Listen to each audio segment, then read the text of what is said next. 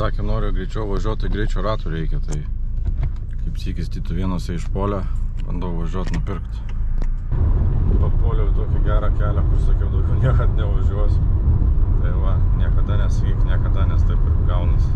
Nu ką, greičio ratai tai logiška, kad pabraukyti biškinu, bet Pabraukytus dėsim į kairę, nes kačiaginiai pagrindė posūkis į kairę pusę eina. Ir viskas gerai bus.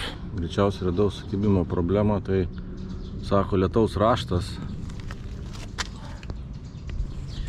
Tai matyti dėl to ant sauso nesilaiko ant kelio, o gal kad metų daugiau nei 13, nežinau kaip iš tiesų yra.